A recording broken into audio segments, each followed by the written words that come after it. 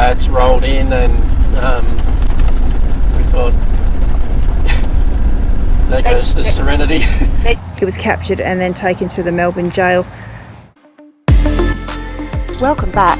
We're Paul and Tan, and we're escaping crowds, travelling around Australia in our Troopy.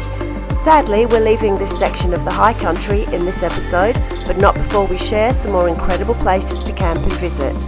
Please hit that like and subscribe button if you're enjoying our content. We'd love to hear from you too. Enjoy!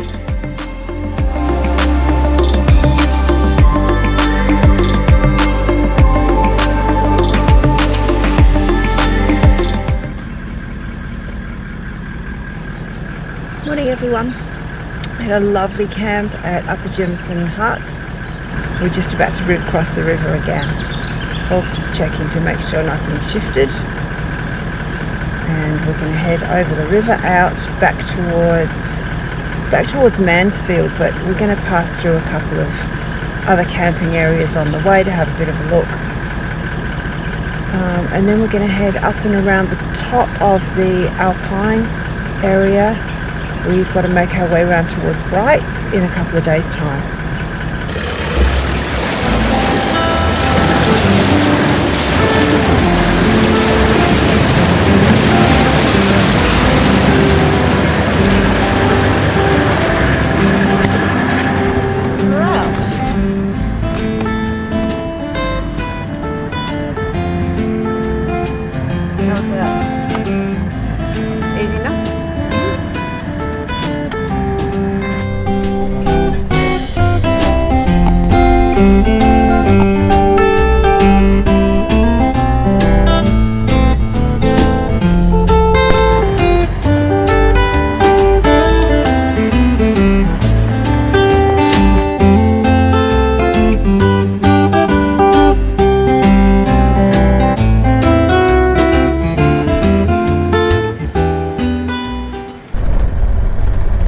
Couple of nights sleeping at hut camping areas in the high country, and just wanted to talk about what are the pros and cons of the places. The first one, Lovick's Hut, what are the pros?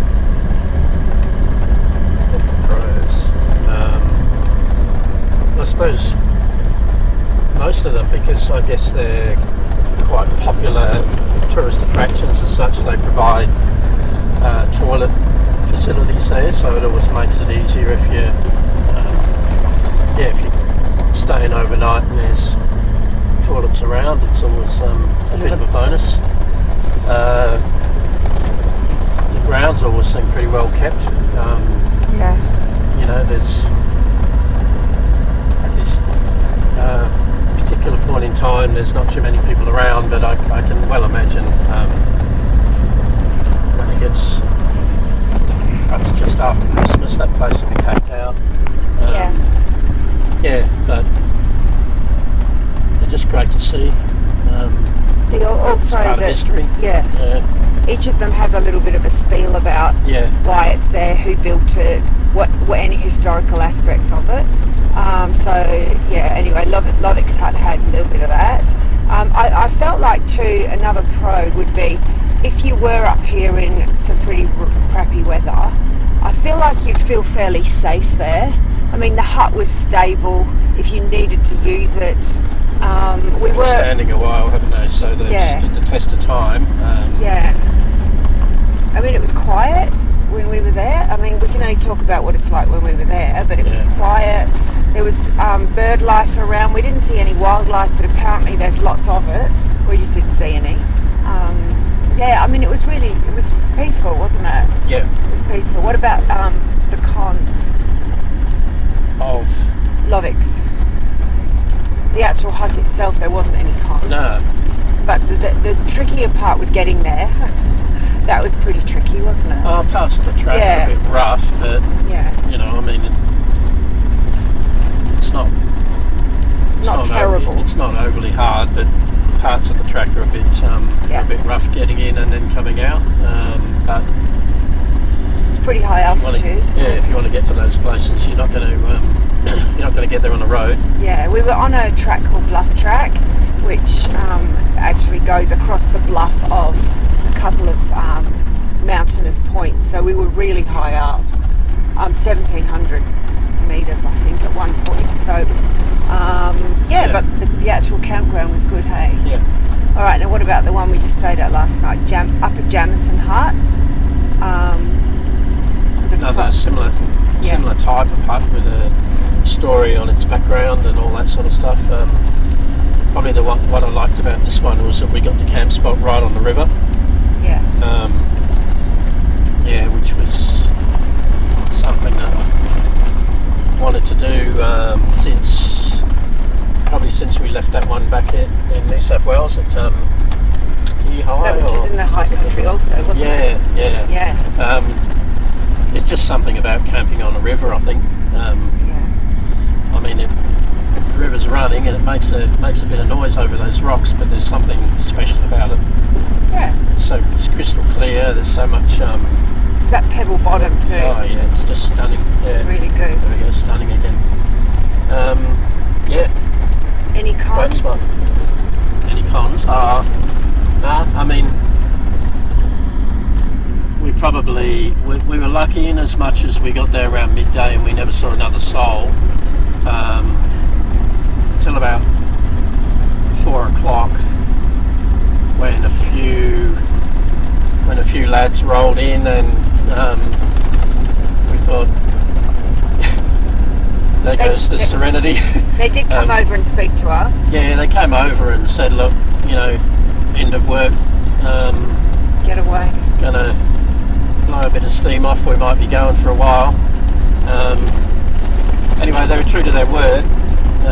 They pretty much went all night, full belt. Yeah. So unfortunately you can't help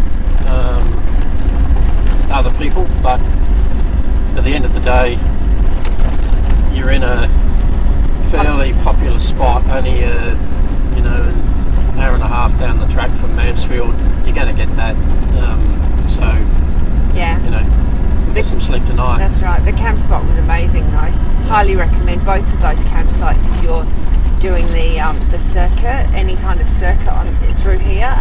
If you want to know more about the exact circuit that we went, drop a comment in because we're happy to share it. I mean, we're newbies at this too, but I think we saw a lot. We're not out yet, but we saw a lot just with those two huts going from one to the other. Yeah. The variation in the tracks, in the scenery, just everything. It's so beautiful. So yeah, drop us a comment if you're interested in knowing which tracks we went. We'll happily share that with you.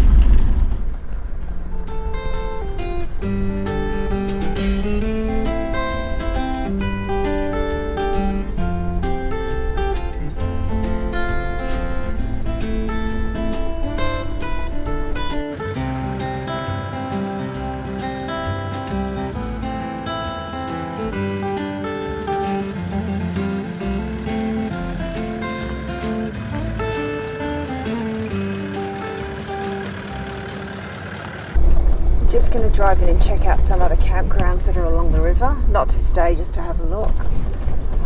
This one looks like it's a tent site. So there's this one actually. There's a walking track that walks to Sheepyard Flats. So is there a track down there?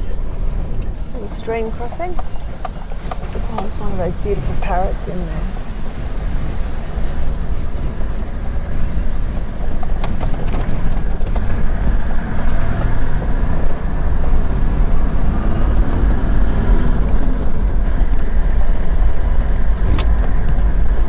So all of the campgrounds along this section are all along the Hocko River.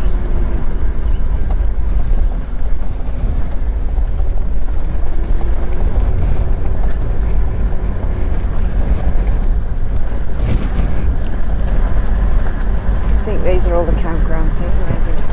The river's just there.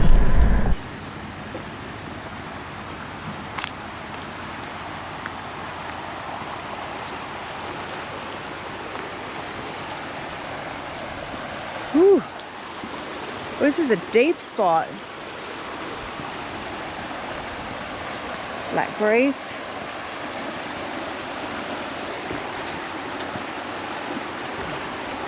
The old blackberry bushes are fierce. Paul got ripped a new one yesterday on his leg.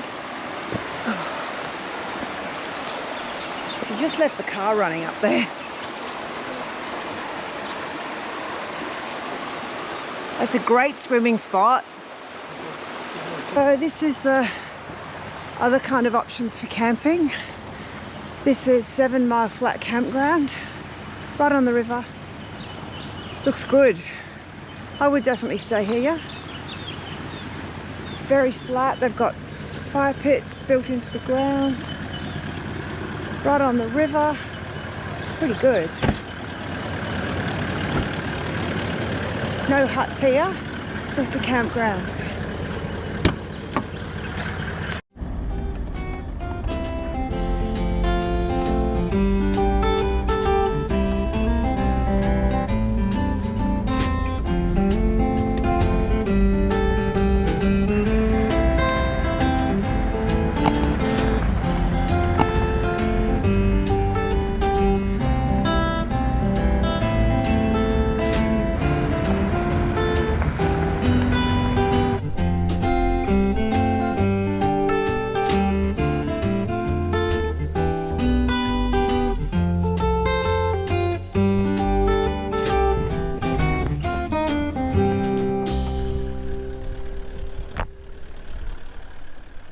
This is Tunnel Bend Flat Campground, similar to the last one. Flat camping areas, areas for people to ride their horses and like corral them in on the river. Oh God, love these rivers.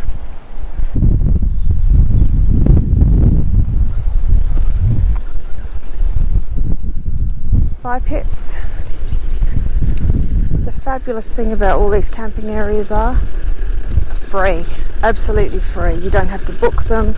There's no online messing about. You just rock up, but you can't book a spot, so you just got to rock up. But yeah, free camping, how brilliant is that?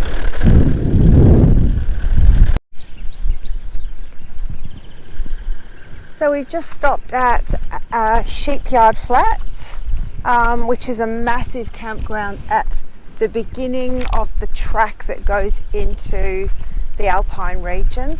A very popular camp spot. There's two parts to it. So on that side you've got Sheepyard Flats North, and on this side Sheepyard Flats South, which is on the riverside. Massive open area. I'm guessing there's a toilet. It looks like there might be some little fire pits that are just stone fire pits. This is a bit of an information hut showing you the region. So yeah, it's really, really well signposted. Loads of information here. Just seen a forestry vehicle, couple of them actually just driving around checking everything. Yeah, it's very well done. Both of these areas would host loads of campers, absolutely loads of them. We're going to be driving out of this area now, and there's one more hut that we're going to try and see called Fry's Hut. That's on the way out, so we'll show you that when we get there. But absolutely love this area pretty majorly. Paul's just been airing the tyres up because we finished on the four-wheel drive roads. Now we're going out onto some mainstream roads, so just airing up. Wildlife, birds everywhere. I've just seen a really friendly kookaburra.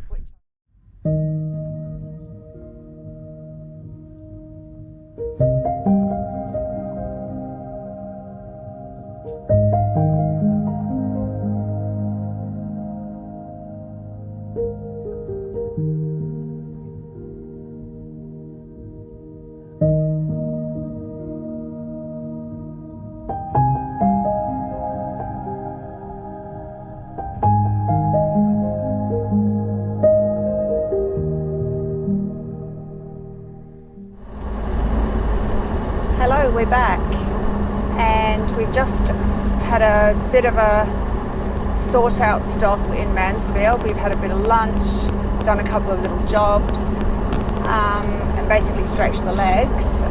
We've had a bit of a look at a map to see where we're actually heading.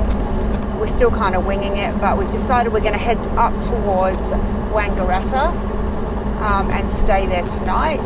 So we've booked ourselves a spot at a caravan park just so we can use their amenities, and then we'll decide from there where we're going to be heading next. On the way up to Wangaratta, I believe we are going to have a quick look around Glenrowan, which I think is where Ned Kelly was captured, which is a little bit historic and cool, so maybe we'll stop there and have a bit of a look around. I'm just having a look to see what else we've got on the way. We haven't been here before, so, and then we thought we might, we've still got a couple of days to kill before we head over to Bright, so we might actually head up to Albury-Wodonga, which is on the border of New South Wales and Victoria, and just have a look around that area for a day or two before we head down to Bright. But you know, jury's open on that one. We're still just winging it, and I like it. I like the winging it. Do you? Yeah, I don't mind it until it gets late in the day, and then we Haven't got anywhere to stay. Not anywhere, and haven't sort of really looked too hard to find anywhere. So. It's fine until you get caught out, and then you. We haven't been caught out yet, though. We've managed to find somewhere every night. We've had to change a couple of plans just because we were not very organised, but we've managed so far, and it was pretty easy to get in at Wangaratta. Now I'm not sure why, but we'll find out when we get there. So we're back onto the highway. Feels a bit weird after spending 2 days in the high country, which we've absolutely loved, haven't we? Yeah, it's really good. Really good. What was the best thing about it?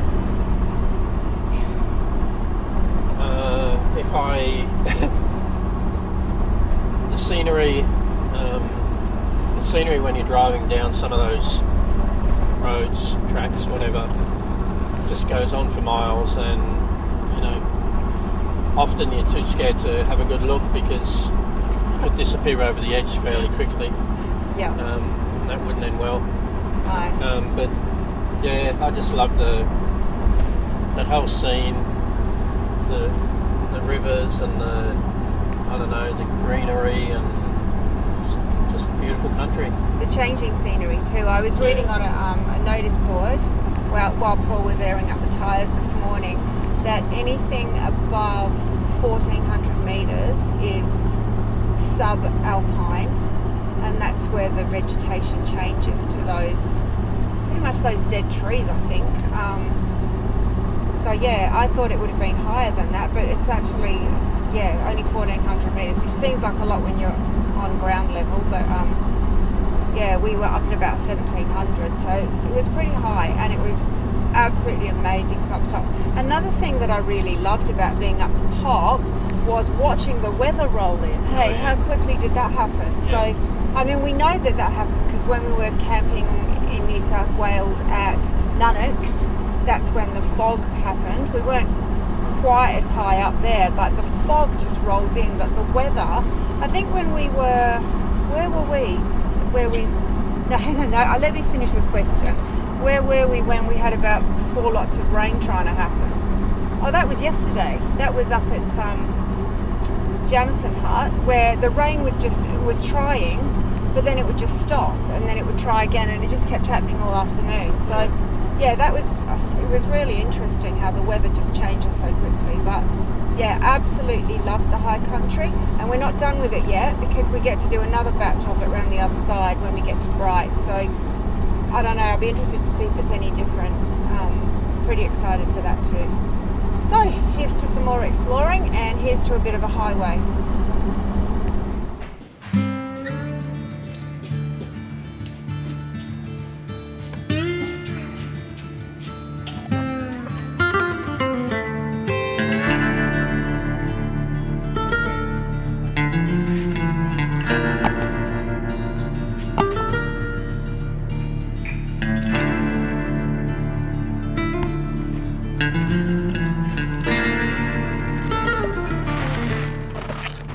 So we're in Glenrowan, and we are exploring the Ned Kelly Discovery. We're at the Ned Kelly Discovery Hub.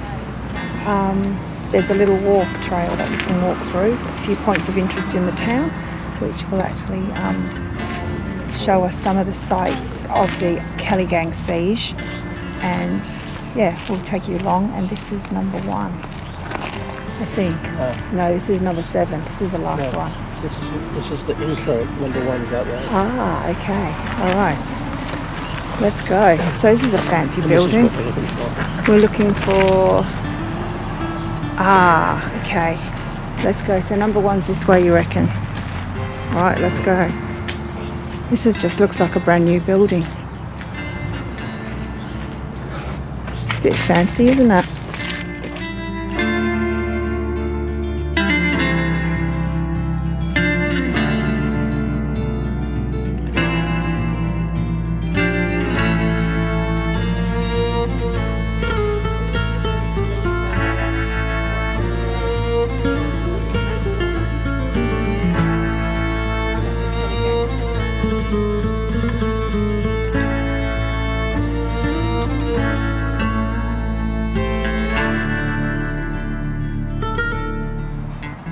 This is the site of the actual siege in the background. That now home, it used to be the old police station, and on this side was the old police lockup.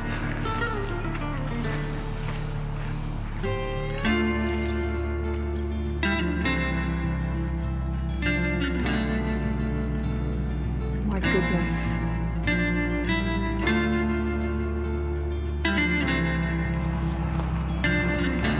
Here's the spot that he actually fell from his wounds.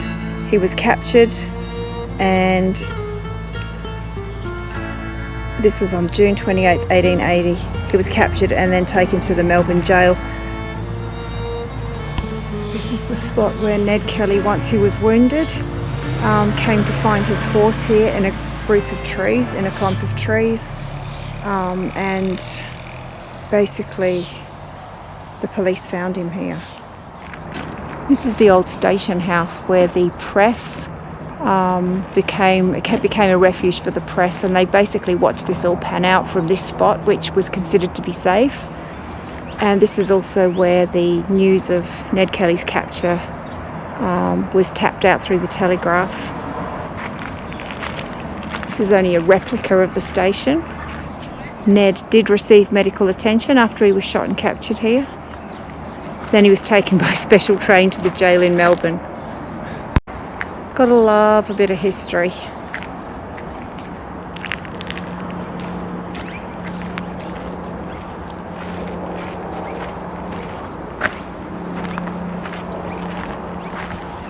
And that, my friends, is the history lesson for the day. I think we've given you the gist of the story. There's the old blacksmith shop over the road there. Currently closed. Closed for business. Thanks again for watching, and your support through hitting that subscribe and like button is very much appreciated. Don't forget to tune in next week as we continue our adventures in our Troopy Simba. If you're keen to watch some of our other trip episodes, here's some links. Thanks again, and we'll see you all next week. Cheers!